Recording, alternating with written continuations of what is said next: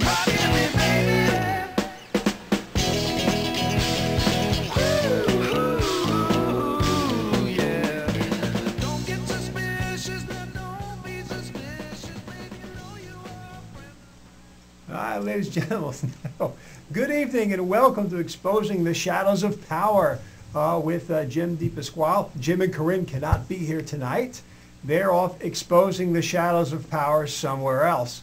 In the meantime, we've got a whole new crew in here tonight, so we're going to have some fun.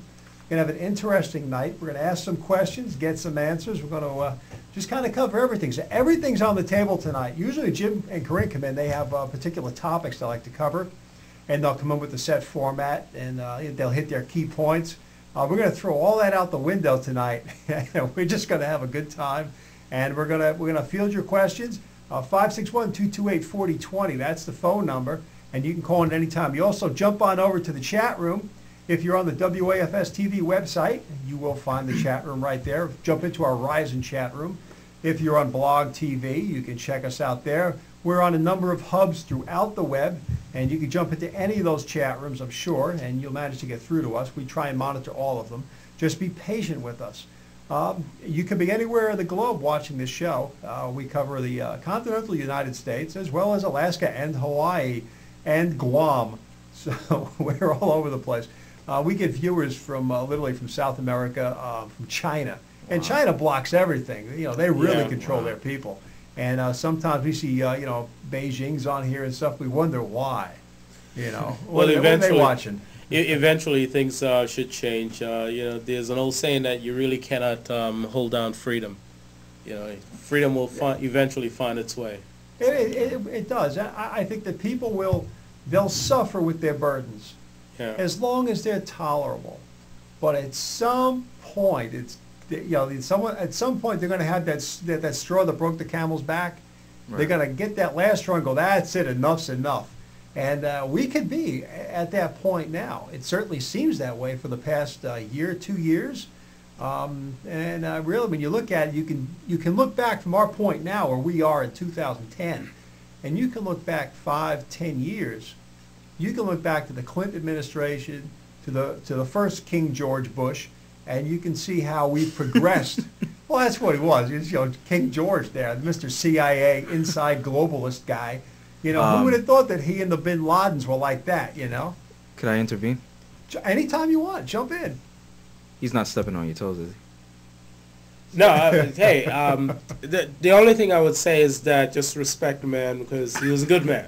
All right, I mean, we may not have agreed with all Some his would beg to policy. differ.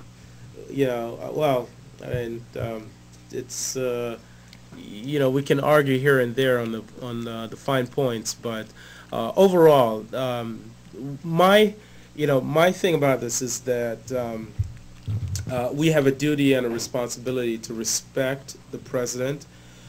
We can agree to disagree about his policies and issues where they stand, but nonetheless, you have to respect the president because basically, in essence, when you respect the president, and you're respecting the office, and you're also respecting yourself because you're part of that nation. Right. Yeah. As a corporate body, these are the principles and precepts upon which this society is built.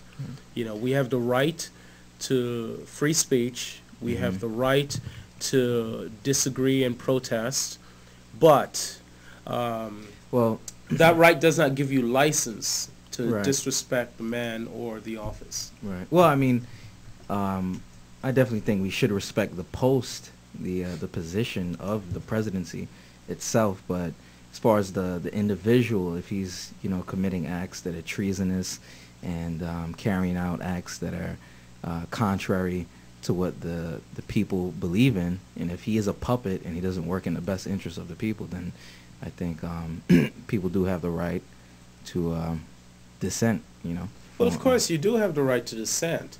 However, I don't think at that point when he commits treasonous acts and betrays America, I don't think at that point he's entitled to. I keep hearing that. I keep hearing these allegations of treasons, but against who?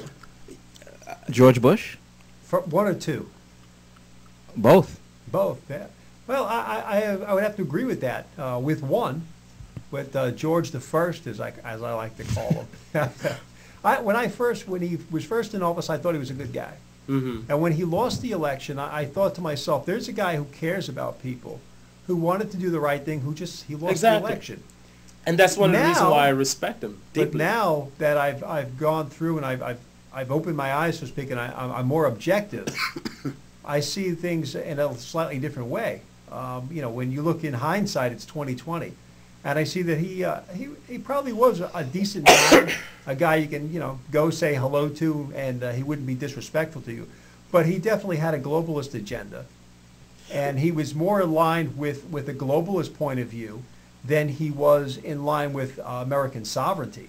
Okay. So how is that treasonous? It's treasonous to the Constitution of the United States. In what sense? Well, his and embrace, if his you don't embracing mind, of the United Nations. cite the portion of the United States where he has, where you can, as your authority, and how he, betrayed or, the United States. Well, in regards to you saying that he's a globalist, right. I mean, basically, we can say that can be supported by the fact that he was aligned with certain organizations like the Trilateral Commission, Council on Foreign Relations, organizations like that, which are clearly globalist think tanks. Right. And he was members of those organizations. And not by their words, but by their actions, by the course of action that they pursue, such as the Council on Foreign Relations. You would have to define them as globalists. You would have to define them as looking at things with a worldview, wanting to evolve into that world government, into something more. That is a direct conflict of our own sovereignty. In order to achieve that goal, American sovereignty would have to be sacrificed. Mm-hmm. So, I mean, one example. What I can say is this, because and I can see where you would agree, where you would have grievances with the president, and I would say that you shouldn't stop at George Bush. Oh, no, definitely not. George Bush 1 or 2. No, no. If you're talking about the trilateral, commission, and no, they're such, just. But you guys are always citing the Bushes and so forth, and the reason and accusing them of treason. the reason that's one. The second thing, if I may finish, is this: that being a member of these organizations and so forth doesn't amount to treason.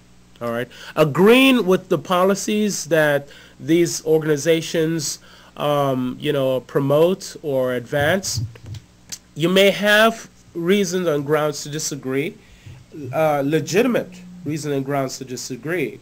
However, until